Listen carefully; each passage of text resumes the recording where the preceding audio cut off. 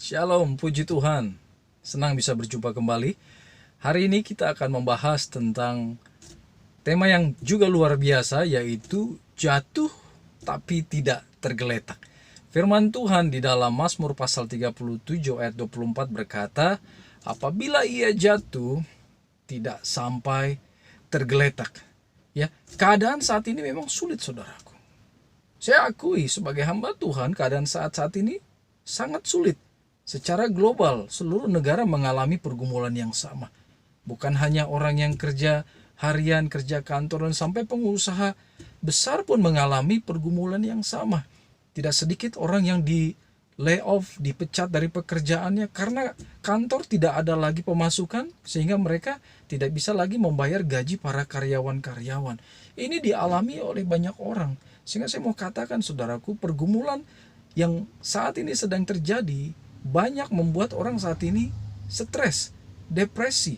Saya mendengar ada yang mengatakan bahwa banyak bapak-bapak atau para suami saat ini yang mengalami stres, tekanan hidup yang begitu berat karena mereka tidak bisa memenuhi kebutuhan rumah tangganya lagi, karena mereka sudah di layoff dari pekerjaan atau bisnis tidak lagi berjalan dengan baik, sehingga mereka mengalami ketakutan yang luar biasa. Ya, tapi ada kabar baik, saudaraku, buat kita semua, bahwa Tuhan berjanji kepada kita bahwa apabila kita jatuh, mungkin saat ini Bapak Ibu engkau sedang jatuh secara finansial, secara keuangan, secara bisnis, pekerjaan, engkau jatuh sejatuh-jatuhnya.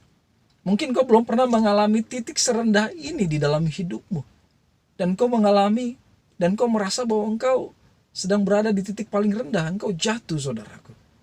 Engkau kecewa, engkau takut, engkau gentar menghadapi hari esok, engkau gentar menghadapi hari depan, masa depan. Tapi saya mau katakan, saudaraku, ada kabar baik bahwa Tuhan berkata, ini janji Tuhan, pegang janji Tuhan ini, dan bisa kita perkatakan setiap hari bahwa walaupun kita jatuh, tidak dibiarkan sampai tergeletak.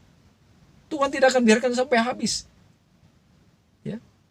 Walaupun artinya mengalami pergumulan, mengalami tekanan hidup, tapi tidak akan pernah habis. Tidak akan pernah ditinggalkan sendirian. Artinya tidak akan pernah sampai benar-benar dikalahkan oleh masalah. Mengapa demikian? Karena firman Tuhan mengatakan, sebab ia menopang tangannya. Oh, kabar baik, saudaraku. Artinya walaupun dalam pergumulan Bapak Ibu, tangan kita dipegang oleh Tuhan. Mungkin kita tidak merasa, Tuhan, where are you? Saya merasa engkau begitu jauh. Saya berdoa, kayaknya doa saya mantul. Tidak engkau dengar, tidak sampai ke surga. Kabar baik, saudaraku, dia tidak jauh, dia tidak di mana-mana. Dia berada di sampingmu. Dia memegang tanganmu. Gimana itu?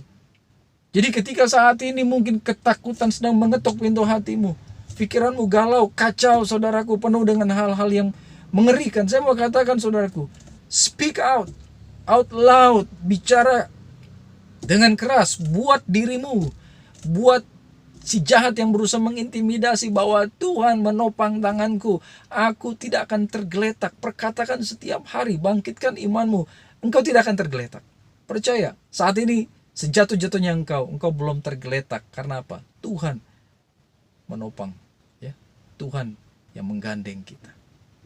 Jadi saudaraku, ini kabar baik buat kita semua, bahwa firman Tuhan juga menentukan bahwa ia menentukan jalan-jalan orang yang hidupnya berkenan kepada Tuhan. Jadi janji ini adalah bagi orang yang hidupnya berkenan. Berkenan artinya orang yang hidupnya di dalam ketaatan.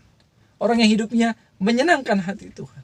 Jadi selama Bapak Ibu hidupmu menyenangkan hati Tuhan, kau melakukan hal yang benar di mata Tuhan, kau memperkatakan, memikirkan hal yang benar di mata Tuhan, kerinduanmu adalah hanya untuk menyenangkan hati Tuhan, don't worry. Walaupun kau jatuh saat ini, walaupun engkau sedang mengalami kesulitan, pergumulan sebesar apapun, jangan takut. Kau belum tergeletak, karena Tuhan tidak akan membiarkan hal itu terjadi, saudaraku. Mengapa? Karena Tuhan menopang tangan kita. Imani, ya, rasakan kasihnya. Ketika kita penuh dengan ketakutan, kekhawatiran, sulit kita bisa merasakan tangannya memegang tangan kita. Tapi ketika kita tenang dalam pergumulan, ya tenang aja. Masalahnya besar, belum ada jalan keluar, ya tetap tenang, saudaraku. Maka engkau akan mulai bisa merasakan dia tidak jauh, dia ada di dekatmu, dia memegang engkau, dia melindungi engkau, dan dia sedang bekerja untuk membuka jalan keluar. Dan terutama, dia sedang menguatkan inside of us. Dalamnya kita sedang dipulihkan, dikuatkan, dibetulkan, bahkan dibersihkan. Kalau engkau sedang mengalami banyak masalah saat ini, mungkin kau sedang dibersihkan Tuhan. Dibersihkan mungkin dari apa? Dari karakter kita yang tidak berkenan.